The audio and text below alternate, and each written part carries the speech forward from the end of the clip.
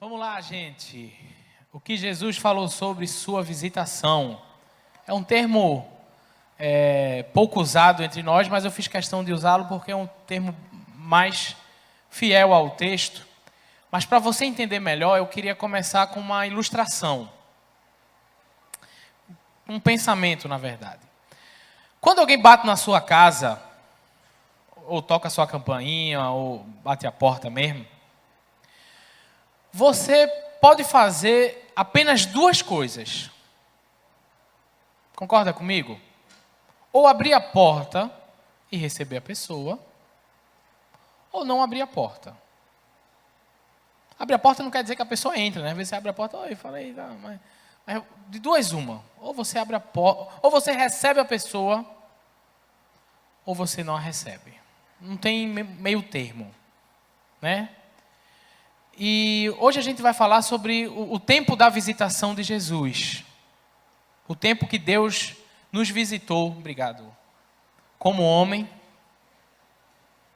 Mas também ao tempo que Deus nos visita através da sua palavra e através das oportunidades que Ele nos dá. É como se o próprio Deus batesse a sua porta e você precisasse tomar uma decisão. Ou abrir, ou fazer assim, silêncio. Não fala não, porque podem descobrir que tem alguém aqui dentro. E isso tem a ver, gente, com oportunidade. Diretamente a ver com oportunidade. A oportunidade, ela é como um punhal jogado para você. Imagina alguém jogando um punhal. Assim, pega!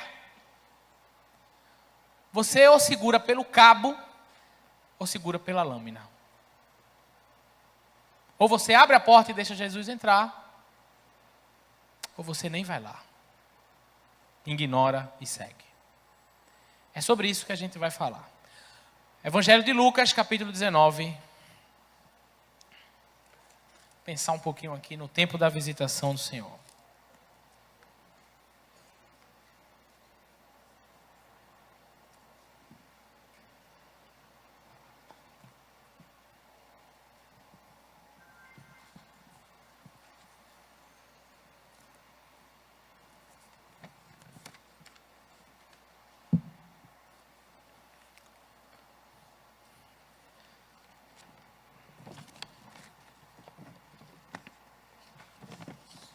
Estou com um super aparato aqui, estou com um esboço, Bíblia, tablet, super aparato. Lucas 19, versículo 28. Vamos lá. Tendo assim falado, Jesus seguiu caminhando adiante deles, subindo para Jerusalém. Ao aproximar-se de Betfagé e de Betânia, perto do monte chamado das Oliveiras, enviou-lhe 2 dos seus discípulos, dizendo-lhe: Ide ao povoado que está adiante, e ali, ao entrar, achareis amarrado um jumentinho, sobre o qual ninguém montou. Desamarrai-o, trazei-o. Se alguém vos perguntar, por que desamarrais?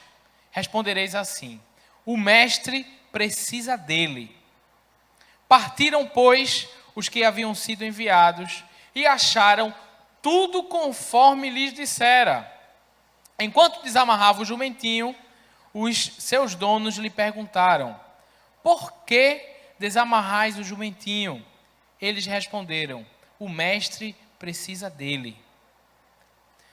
Levaram-no, pois, a Jesus e, pondo os seus mantos sobre o jumentinho, fizeram com que Jesus montasse. E, enquanto ele passava, outros estendiam seus mantos pelo caminho. Já perto da descida do Monte das Oliveiras, toda a multidão de discípulos, alegrando-se muito, começou a louvar a Deus em alta voz, por todos os milagres que havia visto, dizendo: Bendito o Rei que vem em nome do Senhor. Paz no céu e glória nas alturas.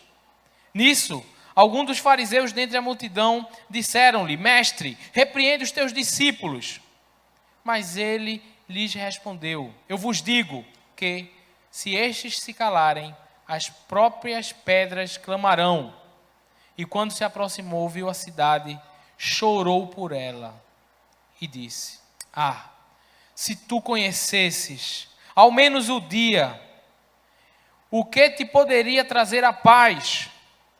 Mas agora isso está encoberto aos teus olhos, porque te sobrevirão dias em que os teus inimigos haverão de te cercar de trincheiras, de te sitiar e te atacar por todos os lados, e te derrubarão, a ti, aos teus filhos que dentro de ti estiverem, e não deixarão sobre ti pedra sobre pedra, pois não reconhecesse o tempo da oportunidade em que fosse visitada.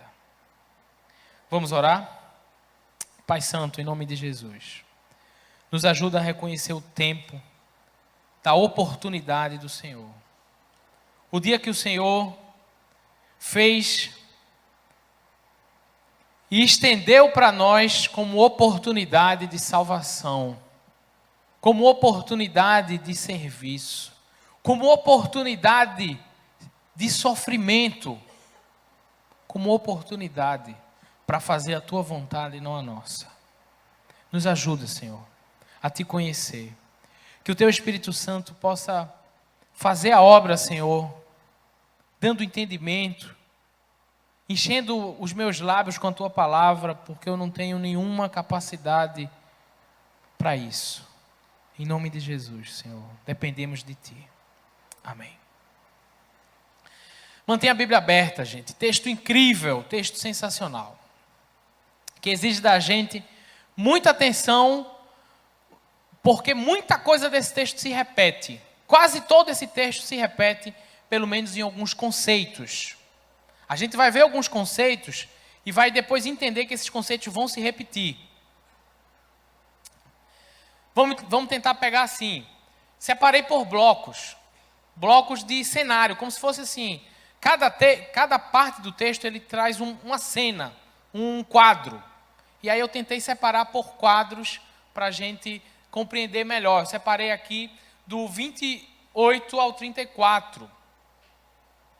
Que, resumindo isso aí, diz que Jesus revela, resumindo essa ideia do 28 ao 34, versículo 28 ao 34, diz que Jesus revela a sua onisciência ao enviar seus discípulos para fazer os preparativos para a sua entrada em Jerusalém. Essa é essa pegada desse comecinho. Jesus pega 2 dos seus discípulos e diz assim, vão para a cidade próxima. Lá vocês vão encontrar um jumentinho. Jumentinho que nunca foi montado. Vai lá, desamarra ele. Se alguém perguntar assim, por que está levando aqui o meu jumento? Diz assim, o mestre precisa dele. Essa é a senha. É só dizer isso. E aí você vem aqui e traz o jumentinho para cá. Com isso, gente, na verdade, obedecendo isso, os discípulos vão, e o texto diz para a gente que os discípulos acharam tudo conforme o Senhor disse. Versículo 32 fala isso para a gente. E acharam tudo, indo os que foram mandados, acharam-se segundo lhes dissera Jesus. Perfeitamente igual. Com isso, Jesus estava mostrando 2 coisas. E enfatizo isso aí para você entender, porque isso tem tudo a ver com todo o texto. Primeiro, onisciência. Jesus é Deus que se fez ser humano. É Deus que sabe de tudo, onisciência, sabe de tudo. Sabe em qual cidade entrar, sabe aonde é que está o jumentinho, sabe qual é a senha para trazer aquele jumentinho de volta. De volta não, para trazer o jumentinho. Em alguns textos da Bíblia, fala da onisciência de Jesus de forma incrível. Tem um texto que Jesus foi cobrado pelo imposto, Jesus e Pedro, e Jesus faz assim: Pedro, vai lá no mar, pesca um peixe. O peixe que você pescar, você vai na goela dele, tem uma pérola. Vai pagar o meu imposto e o seu. Acabou, está resolvido. Onisciência é boia, sabe de tudo. Beleza? Jesus está mostrando aqui que sabe de tudo. Pode confiar. E mostra também que ele tem autoridade. Vai você chegar em algum lugar, dizer assim, nem falar nada, pegar aqui o teclado de Giba e levar. Vai dizer, ele está levando o quê? Não, o mestre precisa dele. Não, peraí. Quem é o mestre? Sei o quê? Tem logo esse desconforto. Essa cidade, uma curiosidade dessa cidade que Jesus enviou os discípulos, é pela periferia de Jerusalém. A gente não sabe ao certo qual cidade, mas sabe uma coisa, uma cidade muito pobre. E o texto dá uma evidência disso. Fala o seguinte, dá uma olhada aí no verso 33. 33. Quando estava desamarrando o jumentinho, seus donos lhes perguntaram. Um lugar tão pobre que um jumento tinha 2 donos. Se ligou? Foi na periferia, foi no lugar difícil. Imagina você chegar nos coelhos, chegar no coque, chegar, sei lá, em alguma comunidade mais pobre, menos favorecida. E pegar alguma coisa sem avisar. Pronto, estava armado o problema, né? Jesus mostra a sua autoridade. Mostra aqui o mestre. Como isso? Não sei. Sei lá. O texto não fala. O que a Bíblia não fala, a gente se cala. Mas o Senhor vai de uma forma que a gente não sabe. Se foi revelação, se foi sonho, se foi previamente combinado. Não sei, gente. Sei que a autoridade de Jesus é só dizer, o mestre está precisando. Acabou-se. Seguindo o texto, a gente vai ver o seguinte. A gente vai ver um encontro com a multidão. Um monte de gente agora encontra Jesus. E aí a gente precisa lembrar de algumas... que quem vem acompanhando o resgate já viu alguns episódios que envolviam multidão. Quem aqui pode lembrar? Normalmente é a multidão da mancada. É uma dica. Né? Vocês lembram de Bartimeu? Senhor, filho de Jesus, filho de Davi, tenha compaixão de mim, a multidão. Ei, mesmo, cala a boca aí, tu vai incomodar o mestre. E aí Jesus faz, não, manda trazer ele para cá. Né? Com Zaqueu, multidão, mas rapaz, ele vai comer na casa de Zaqueu, acaba pecador daquele. Multidão normalmente dá mancada, né? Mas Jesus, ele vinha da Galileia para Jerusalém, e uma multidão vinha com ele. E certamente cada cidade que ele passava, mais gente ia se aglomerando. Mas a multidão ia com ele não só porque estava indo com ele. Tipo assim, Jesus está passando, então eu vou seguir e vou com ele. Não é assim exatamente não. Na Páscoa, era uma grande festa dos judeus e que era comemorada em Jerusalém. Então a multidão que ia com Jesus não era todo mundo discípulo de Jesus porque amava e adorava Jesus e seguia, não. Era a galera que estava indo para Jerusalém. Então tinha gente que estava indo com Jesus porque realmente estava a fim de seguir ele, mas tinha gente que estava no bolo porque ia para Jerusalém porque ali que ia ter festa. Pronto. Isso aí. Chegando em Jerusalém, que é o momento dessa entrada, a multidão que vinha com Jesus se encontra com a multidão que já estava lá, porque onde tem festa tem multidão. Firmeza? E aí, gente, essa multidão, ela é incrível. Que multidão sensacional. Vamos pensar aqui no que essa multidão faz com Jesus. Sério mesmo, galera. Olha para o texto aí. Olha aí do verso 35, né, que é o cenário que fala sobre isso. É o verso 35 ao 38. Fala esse encontro de Jesus com a multidão. O que é que a multidão faz? Vê. Vamos lá, versículo 35.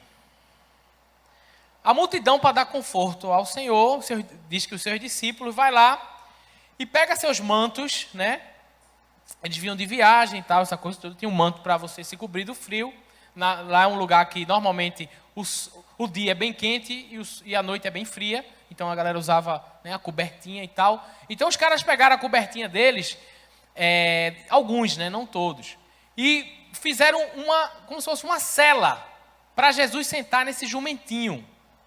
Começaram a botar, né, para Jesus sentar, para ficar confortável para o mestre, ficar fofinho ali para o Senhor sentar. A primeira coisa que a galera fez foi essa. Segunda coisa que a galera fez, ainda no verso 35, colocou Jesus no jumento. Olha aqui, está aqui projetado. E fizeram que Jesus montasse nele. Bora, Jesus, você vai montar no jumento agora. Vale, cadê? Vamos lá, dá um calço aqui para Jesus subir. Botou Jesus no jumento. Concorda? Seguindo, olha o que a multidão fez. 36. Enquanto ele prosseguia, o povo estendia seus mantos pelo caminho. A galera fez um tapetão para Jesus. Pegou os mantos que a galera se cobria e fez, não. Aí quem está passando é Jesus. Vai pisar nesse chão sujo? Vai, não. Vou botar aqui minha cobertinha para o Senhor passar. Foi o que a galera fez. Você fazia isso para Jesus? Seu lençolzinho, Jesus vai passar com jumentinho. Ó, você sabe que jumento é risco, né, gente?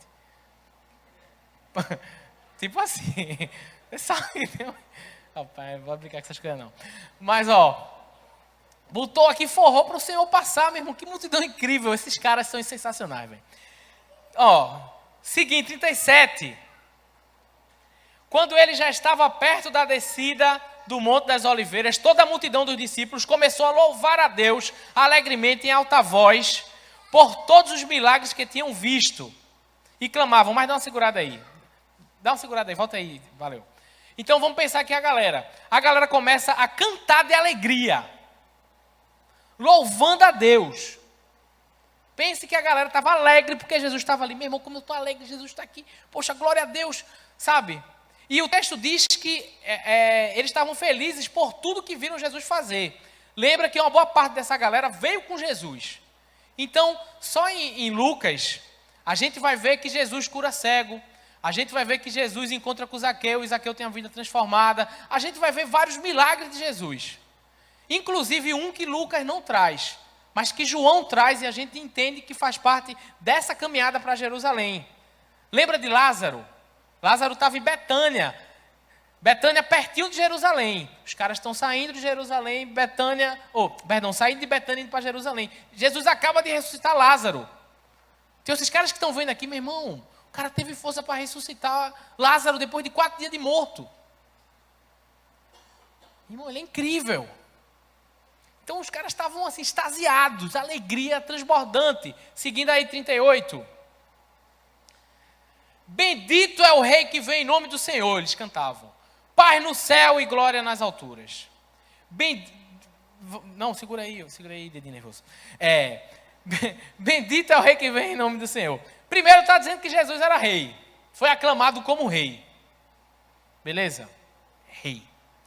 Segundo, dizendo que Jesus não era só um rei, mas era um rei que veio de Deus. Um enviado do Senhor. Você faz tudo isso com Jesus?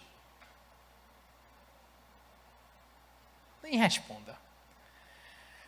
Gente, incrível isso aí. Incrível a forma que Jesus entra em Jerusalém. Rei que é rei, normalmente está sentado num cavalo. Por quê? Porque cavalo é glamuroso, meu velho. Agora o cara senta aqui, ó. Ligado, não? Outra coisa, cavalo é correria, meu velho.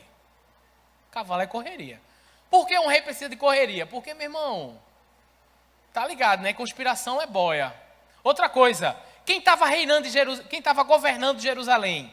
Pilatos, que era um mamulengo dos romanos. Era um governante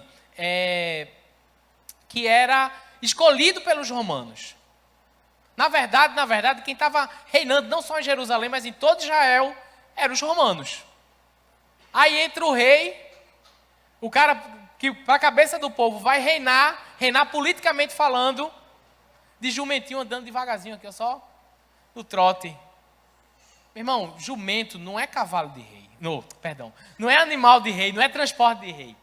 Transporte de rei é cavalo, porque cavalo é correria. Especialmente um rei para reinar, assim, que não é redundância, mas especialmente um rei para tomar o Estado de Roma. Você, meu irmão, perdeu, não é Roma agora não, quem manda agora sou eu, meu velho. Então, gente, Jesus estava dizendo uma coisa. Eu sou um rei de paz. Jumento era cavalo, era... Putz, velho. Dá pra fazer um gif isso aí, viu? Jumento era animal de gente de paz. Gente que não devia nada a ninguém. Gente que ia andando devagarinho pelo caminho. Gente tranquilo. Era animal de sacerdote. Era animal de vendedor. Gente séria, gente honesta. Gente justa. Lindo demais isso aí. Lição de humildade, gente. Cumprimento de profecias. Dá uma olhadinha aí no livro de Zacarias, capítulo 9, versículo 9. Se você tiver dificuldade, você pode olhar no índice da Bíblia. Se você tiver mais dificuldade, ele vai projetar ali. Já projetou. Ok? Alegre-se muito, cidade de Sião. Exulte, Jerusalém.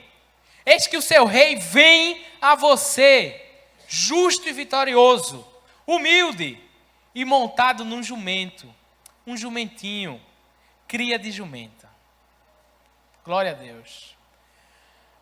Todo o Antigo Testamento aponta para Jesus.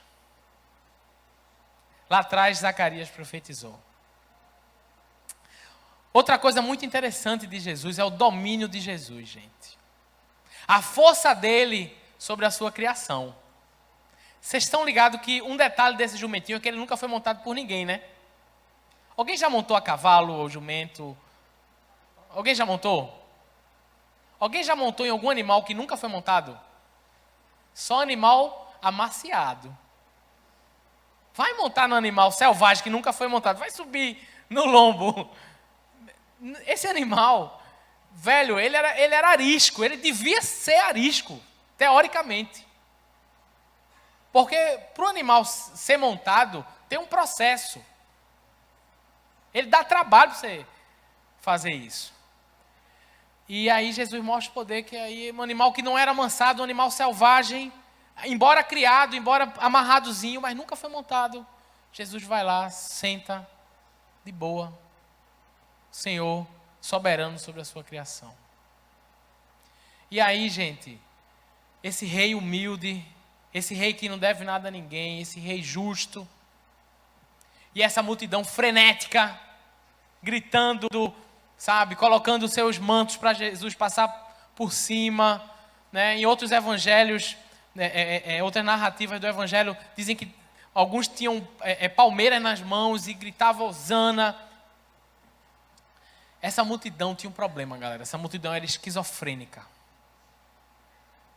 Sério, velho. E aí é uma coisa para a gente pensar. Porque olha o que essa multidão fez. Irmão, tipo assim, os caras, sabe, aclamaram Jesus, louvaram Jesus, botaram Jesus praticamente no braço para botar na jumentinha, né? Falando assim de forma mais popular. Bora Jesus, tal. Só que aquela multidão era maluca, velho, esquizofrênica. Por quê? Isso aí é bem conhecido, né? Dá uma olhada aí no próprio Evangelho de Lucas 23, um pouquinho mais à frente, 18 a 21.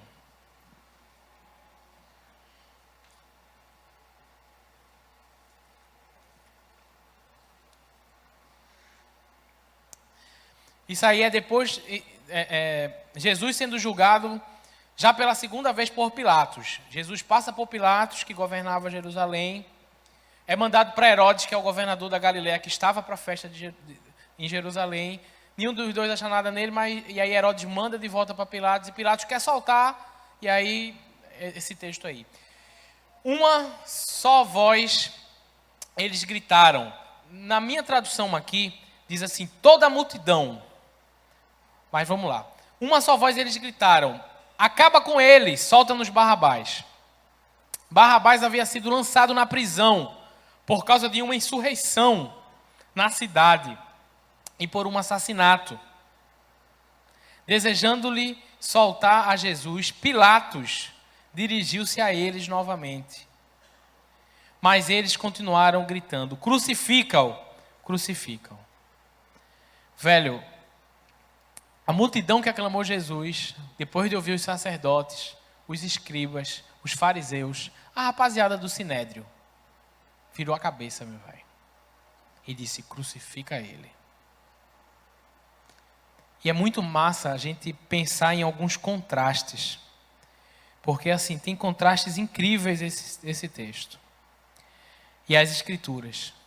Eu não sei se você já reparou que Jesus está entrando em Jerusalém, mas Jesus ele não morre em Jerusalém, ele morre no Calvário, fora de Jerusalém. Nesse caminho, fora de Jerusalém, também vai uma multidão. Quando Jesus está saindo de Jerusalém, já condenado à morte, vai uma multidão com ele, acompanhando ele para morrer. Olha que incrível, né? Jesus entra em Jerusalém, aclamado, sai humilhado, condenado à morte, e a multidão faz parte de tudo aquilo. No julgamento de Jesus, a multidão pede a morte de Jesus. Essa mesma galera, gente. Então, não se estranhe, não se perturbe com as palavras do Senhor, que diz que no dia do seu julgamento, muitos dirão: Senhor, no teu nome, a gente estava junto lá, no teu nome a gente fez um bocado de coisa, no teu nome eu cantei louvor, no teu nome eu botei o Senhor no jumentinho, no teu nome a gente trabalhou, fez um bocado de correria para o Senhor. Porque é possível que você faça um monte de coisa para o Senhor. É possível que você cante ao Senhor. É possível que você coloque seu lençol para o Senhor passar com um jumentinho. E ainda assim, você desprezar Ele. E ainda assim, em algum momento decisivo, você simplesmente dizer assim: crucifica. Mata Ele. Eu não quero que Ele reine sobre mim. Velho, isso é sinistro. Mas vamos seguindo. E aí entra quem? Entra os fariseus, né? Fariseus aí, oposição total a Jesus. Texto, né? Aí já foi a outra partezinha que eu separei aqui. Do 39 ao 40, oposição a Jesus. Então aparece a rapaziada dos fariseus que estavam lá entre a multidão para dizer: Senhor, e agora? Repreende aí teus discípulos, não deixa não. Eles estão dizendo que o Senhor é rei, mestre, que é isso? E aí Jesus é sensacional, porque é o seguinte: Jesus não interrompe a alegria e o louvor da multidão, como foi solicitado pelos fariseus. Mas também Jesus não entra na alegria da multidão. Nem ele interrompe, nem ele diz: galera, para com tudo. Não. Vocês estão todos errados, vocês não têm profundidade no louvor de vocês. O louvor de vocês não é de coração. Vocês me louvam com os lábios, mas o coração de vocês está longe de mim. Pronto. Jesus não faz isso. Jesus não quebra a alegria dos caras. Não, deixa os caras me louvar aqui, beleza. Mas também Jesus não entra na alegria dos caras, porque Jesus conhece o coração. Lembra do rei soberano? Lembra lá do jumentinho que ele sabia onde estava e tal? Jesus sabe o coração, meu velho. E aí, Jesus não entra na alegria da galera. Ao contrário, Jesus tem uma crise de choro após isso. Mas antes da gente entrar para a crise de choro de Jesus, Jesus responde aos fariseus: olha, se eles pararem, até essas pedras clamarão. Muitas vezes a gente usa esse texto no contexto de, assim, que não tem nada a ver com ele, né? Porque tem que evangelizar, porque se não evangelizar, as pedras clamarão. Olhando assim não tem muito sentido, né? Mas eu entendo e respeito os irmãos que usam esse tipo esse jargão. Eu até já usei muito também, mas não é bem por aí não. Jesus está dizendo o seguinte: galera, fariseus, presta atenção. Eles têm que me louvar mesmo, porque eu sou digno. Esse é o momento mais solene da terra. Está se aproximando. Porque é o momento que as profecias da Bíblia estão se cumprindo. É o momento que o próprio Deus está na terra. É o momento que o Rei de Paz se aproxima para cumprir a sua missão. Então, se eles se calarem, até a natureza que não tem, até a obra criada que não tem vida, vai me louvar. Porque a minha glória, o louvor a mim, não depende dos seres humanos. Oh, que sacada, hein? O louvor a Jesus, a glória de Jesus, não depende se você cantar ele ou não. E nessa pegada, nesse sentido, a gente precisa entender uma coisa: ele é digno, ponto. Ele é digno. E aí, galera, seguindo o texto, a gente vai se deparar com uma das cenas mais incríveis da Bíblia. Assim, tem partes da Bíblia que são sensacionais. E essa é uma das 2 vezes que eu vejo nos evangelhos Jesus chorar.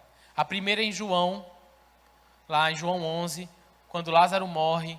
Jesus vê a situação do povo de desespero e começa a chorar. Mas aqui é um choro diferente, gente.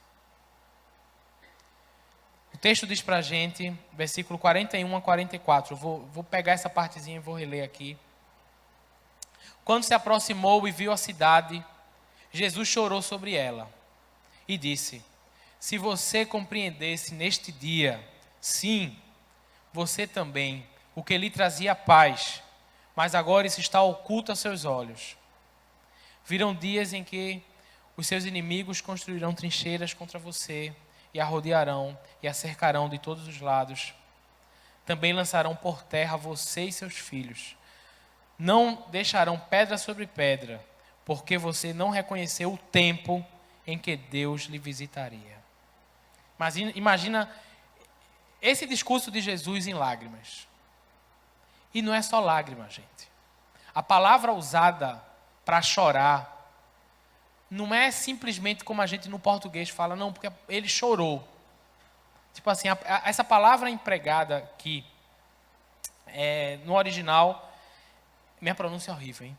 Mas é eklausen, que quer dizer o seguinte: choro profundo, seguido por soluço e gemidos. Tipo assim, Jesus chorou de soluçar e de gemer. Chorou alto. Não foi aquele choro discreto, assim, foi aquele choro copioso. E por mais que Jesus soubesse que ele iria ser crucificado, rejeitado, o texto deixa claro para a gente o motivo dele chorar. Porque vocês não reconheceram, porque vocês ignoraram, porque vocês rejeitaram, desprezaram o dia em que o Senhor está visitando vocês. Vocês deixaram passar a oportunidade, a única chance que vocês tinham, vocês deixaram passar. E por causa disso, vocês vão se dar muito mal. Caramba, isso é muito sério, galera. Isso é muito pesado. Jesus chora de compaixão. A compaixão de Jesus se manifesta em lágrimas. A lamentação de Jesus é porque seu povo não conheceu o tempo da oportunidade de encontrar a paz. Lembra do canto da galera? Paz no céu e... não tinha paz nenhuma. Eles rejeitaram o príncipe da paz. E por causa disso, a guerra ia se instalar. Jesus veio oferecer a paz com Deus e a paz com os outros. Porque eles rejeitaram. Eles não iam ter paz com Deus. Eles não iam ter paz com os outros. Jesus cita uma ocasião específica. Mas até hoje, esse povo não encontrou a paz. Nem com Deus e nem uns com os outros. Porque perdeu o time, o dia da visitação do Senhor. Galera, preste atenção numa coisa. Jesus chora literalmente pelas escolhas erradas do seu povo. Jesus chora angustiado pelas escolhas erradas do seu povo. Eu imagino uma mãe que vê seu filho ser preso por conta do crime que ele cometeu e não pode fazer nada para livrá-lo. Essa mãe chora copiosamente. Ou uma mãe que perde seu filho ou sua filha porque se envolveu com gente errada. Essa mãe chora e não pode fazer nada por isso. Ah, Fábio, mas o Senhor não pode fazer nada por esse povo? Por quem escolhe errado? Não. Por quê? Vamos tentar construir um pensamento nisso. A sacada é a ideia da liberdade. Que é o seguinte, deixa eu achar aqui no meu esboço para me ajudar a falar melhor. Deus nos fez livres, livres de verdade. Livres, inclusive, para rejeitá-lo. Deus só não nos fez livre das nossas consequências. Das consequências das nossas escolhas. Tá ligado? E quando a gente escolhe, meu velho, entre abrir a porta e não abrir a porta, ele não vai arrombar. Deus nos fez livre de verdade, livre para rejeitá-lo, mas Deus não nos fez livre das consequências das nossas escolhas. E isso, galera, a gente precisa levar muito a sério. Algo muito interessante em relação a esse texto é a referência clara de tempo. Jesus fala assim, olha aí o versículo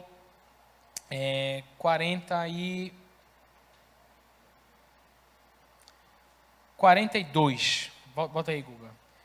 E disse, se você compreendesse neste dia, nesse tempo, sim, também o que traz a paz, mas agora isso está oculto aos seus olhos.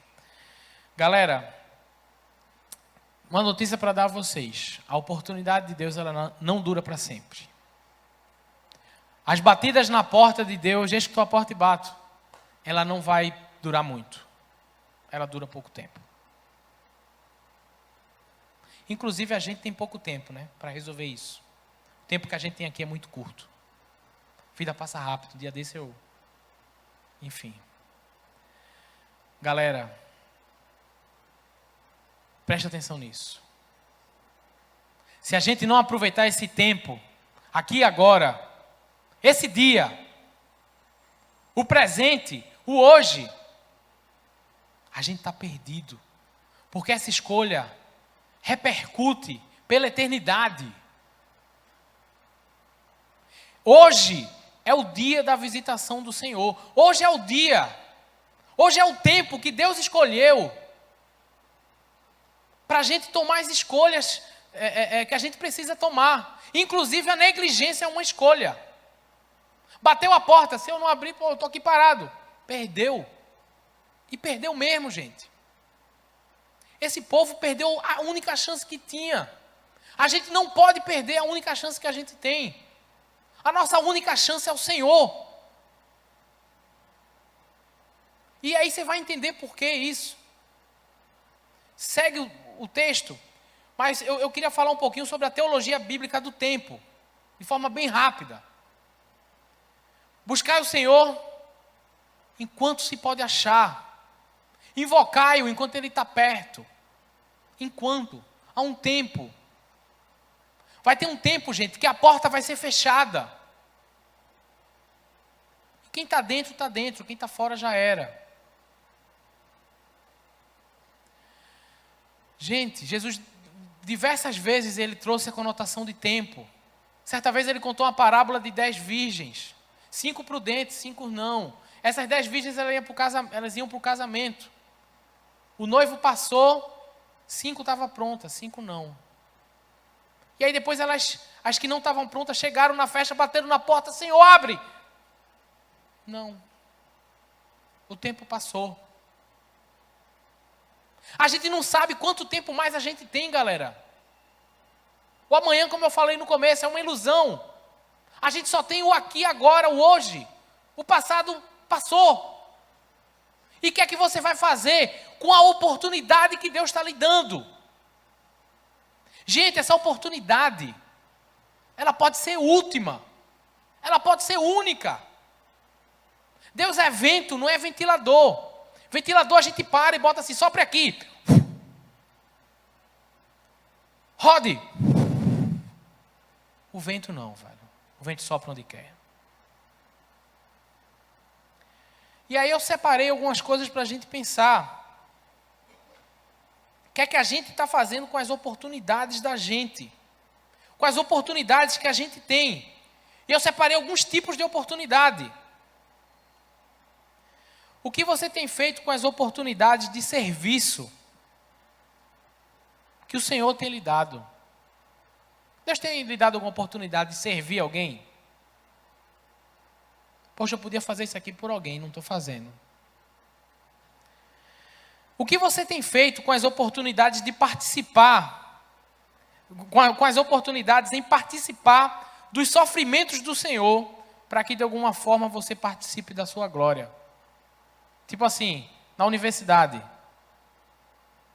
Tá aquela roda, aquele papo, e aí você, pô, meu irmão, se eu disser que eu sou crente aqui, vai dar ruim. A galera vai dizer que eu sou ultraconservador, que eu sou Bolsonaro. Vou dizer não. Tipo assim, eu estou citando uma coisa simples, mas tem vários tipos de forma de participar do sofrimento do Senhor. O que é que você está fazendo com a oportunidade de obedecer a Jesus? O que é que você está fazendo hoje com a oportunidade de seguir a Jesus? O que é que você está fazendo hoje com a oportunidade de dizer para Deus, Senhor, faz a tua vontade e não a minha? Ou de dizer, Senhor, já sei qual é a tua vontade, beleza, eu vou fazer a tua e não a minha. Gente, amanhã pode não ter.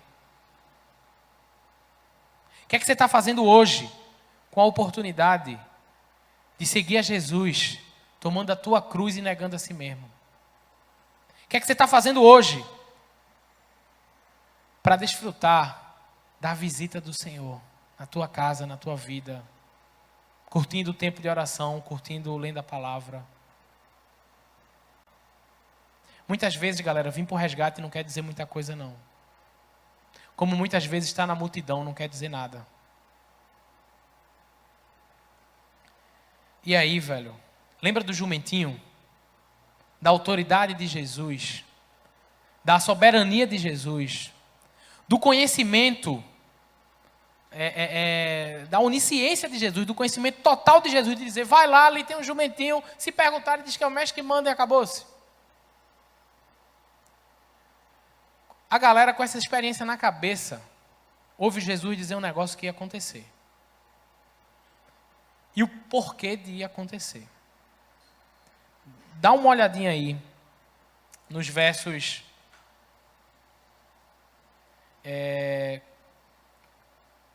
42. Vamos ler junto aqui. E disse, lembra como Jesus estava chorando copiosamente. Se você compreendesse neste dia, sim, você também, o que traz a paz, mas agora isso está oculto aos seus olhos. Vai, Guga, pode seguir. Virão dias em que os seus inimigos construirão trincheiras contra você, e a rodearão e a cercarão por todos os lados. Também a lançarão por terra, você e os seus filhos, não deixarão pedra sobre pedra, porque você não reconheceu. Olha só, por quê? Porque você não reconheceu o tempo em que Deus lhe visitaria.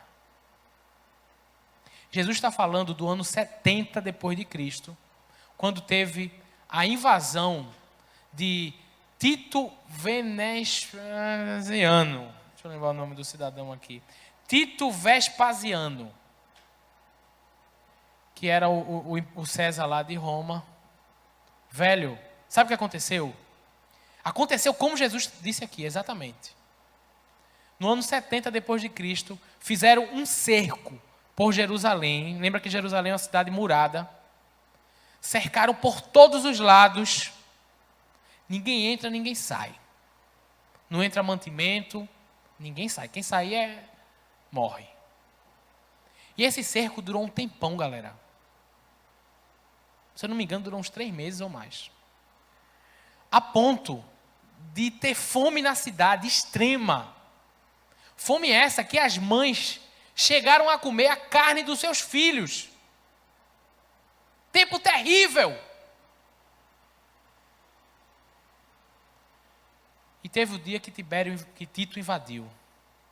E acabou com tudo. E um historiador chamado Flávio Joséfo disse que quem passou por Jerusalém, quem não conhecia a cidade antes, e quem passava por Jerusalém após essa invasão, não acreditava que aquela cidade um dia foi habitada. Galera, por quê? Porque eles não desprezaram o príncipe da paz. Não tiveram paz com Deus. Não tiveram paz com os outros.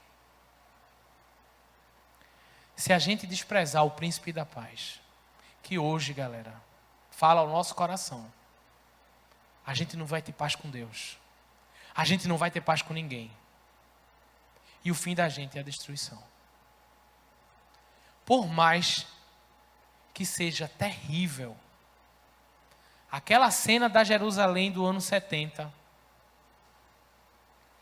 de fome extrema, de peste, e de no fim quase ninguém escapar. Esse acontecimento, ele é uma prefiguração do inferno. Porque, gente, a nossa única chance de ter paz com Deus para a eternidade é dizer sim ao Senhor hoje. Porque sem isso a gente está perdido. Então, gente, a grande ideia desse texto é: se recusar as oportunidades de Jesus no dia da sua visitação, resulta em falta de paz e destruição. Trazendo para a primeira pessoa: se você recusar as oportunidades de Jesus hoje, isso resultará em falta de paz e destruição. Por quê? Porque esse povo endureceu o coração. Porque esse povo não acreditou. Porque essas pessoas tiveram contato com a palavra de Deus, tiveram contato com Jesus, viram o que Deus fez e ainda assim rejeitaram. Sei que Deus tem uma história com cada uma aqui, ó. Sei que se a gente parar aqui, gente, vamos fazer aqui um microfone aberto. O que é que Deus já fez por você? O que é que você já viu de especial Deus fazer na sua vida? Ou na vida de alguém? Velho, esse culto vira uma vigília.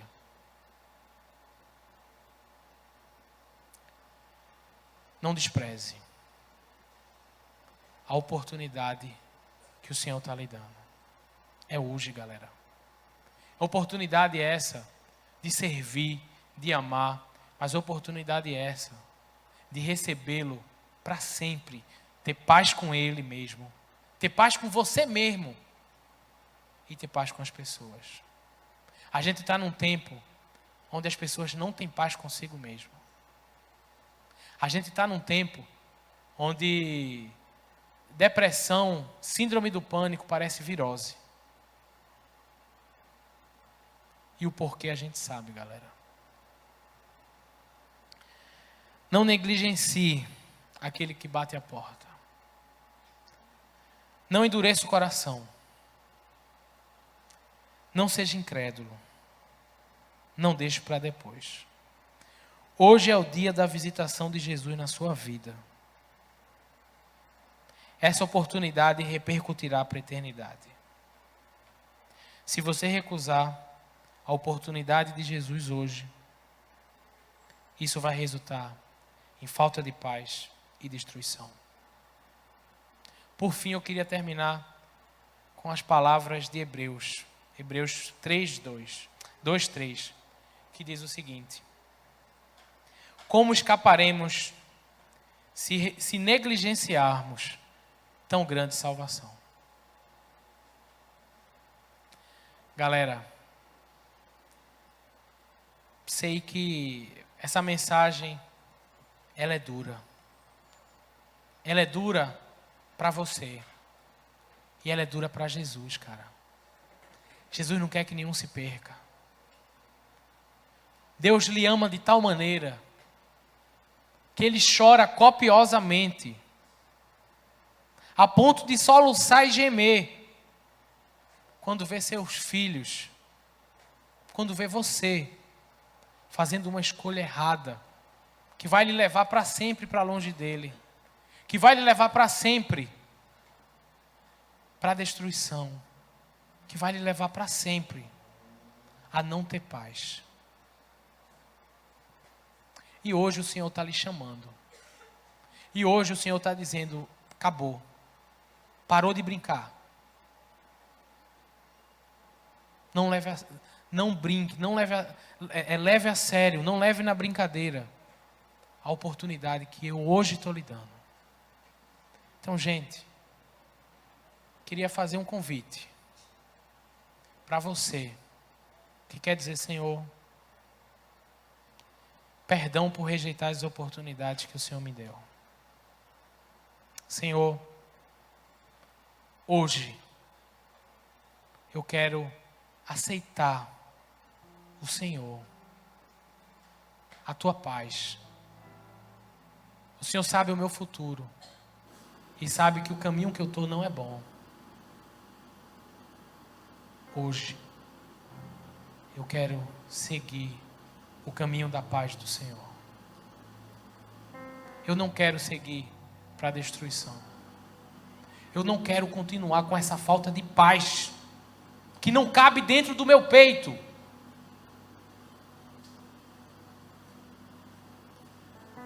Velho, acaba com isso. Recebe o Senhor. Sai da multidão e vem para Ele. Se você hoje quer dizer ao Senhor, Senhor, eu quero hoje receber o Senhor na minha vida. Fique em pé no teu lugar. Fique em pé, mas não fique em pé não é porque eu estou dizendo não. Fique em pé para dizer publicamente, para dizer ao Senhor, Senhor, eu quero. Senhor, eu topo. Senhor, eu não quero mais perder tempo.